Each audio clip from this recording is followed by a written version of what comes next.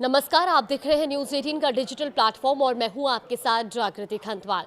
आज पश्चिम बंगाल की राजनीति में एक ऐतिहासिक दिन है क्योंकि भारतीय जनता पार्टी के वरिष्ठ नेता सुवेंदु अधिकारी आज दोपहर 11 बजे यानी कि अब से कुछ ही देर में पश्चिम बंगाल के मुख्यमंत्री पद की शपथ लेने जा रहे हैं।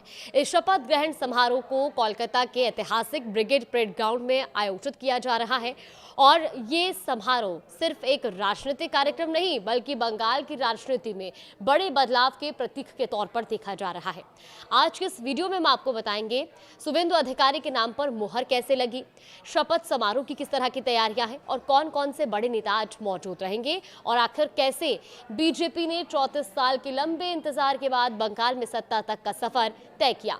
देखिए, सबसे पहले बात आज के शपथ ग्रहण समारोह की। सुवेंदु अधिकारी अब से कुछ ही देर में दोपहर 11 बजे मुख्यमंत्री पद की शपथ लेंगे और ये समारोह कोलकाता के ब्रिगेड परेड ग्राउंड में होगा, जो पश्चिम बंगाल की राजनीति का एक बेहद अहम राजनीतिक स्थल माना जाता है। इस समारोह में प्रधानमंत्री नरेंद्र मोदी, केंद्रीय गृह मंत्री अमित शाह समेत एनडीए के कई बड़े नेताओं के शामिल होने की जानकारी है और ये सिर्फ एक कार्यक्रम के तौर पर नहीं देखा जा रहा है। ये कोई राज्य स्तरीय कार्यक्रम नहीं रहेगा बल्कि राष्ट्रीय राजनीति के लिहाजे से भी बेहद महत्वपूर्ण बताया जा रहा है।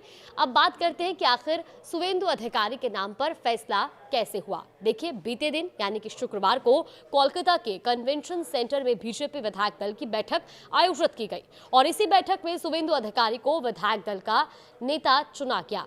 बैठक खत्म होने के बाद केंद्रीय गृह मंत्री अमित शाह ने औपचारिक रूप से उनके नाम का ऐलान किया और इसके तुरंत बाद सुवेंदु अधिकारी लोक भवन पहुंचे, जहां उन्होंने राज्यपाल से मुलाकात की और सरकार बनाने का दावा पेश किया।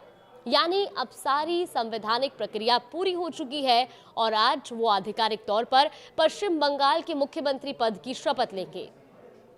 अब जरा शपथ ग्रहण समारोह की तैयारियों पर भी नजर डालते हैं। ब्रिगेड परेड ग्राउंड को बड़े स्तर पर सजाया गया है।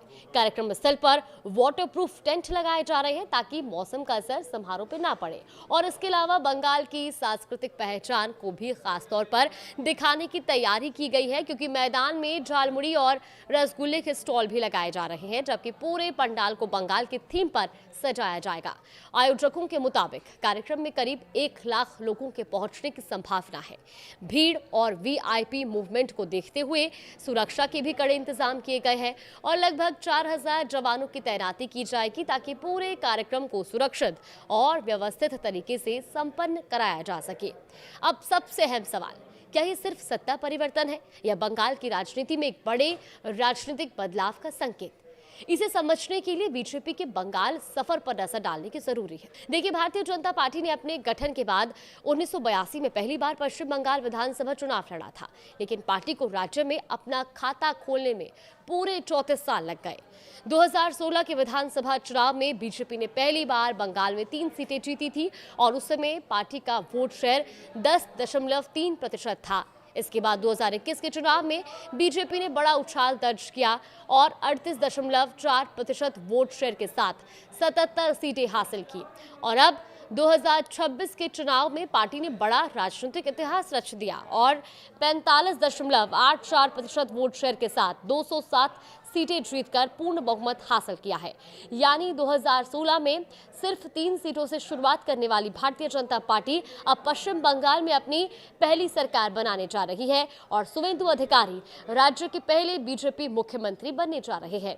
राजनीतिक जानकारों के मुताबिक ये न सिर्फ बीजेपी के लिए बड़ी जीत है बल्कि बंगाल की राजनीति में लंबे समय से चले आ रहे समीकरणों में भी बड़े बदलाव का संकेत माना जा रहा है। फिलहाल सबकी नजरें आज के शपथ ग्रहण समारोह पर है, जहां से पश्चिम बंगाल की नई सरकार आधिकारिक तौर पर अपना कार्यभार संभालेगी और फिलहाल इस बड़ी खबर पर हमारी भी नजर बनी हुई है। आगे भी हर अपडेट आप तक पहुंचाएंगे।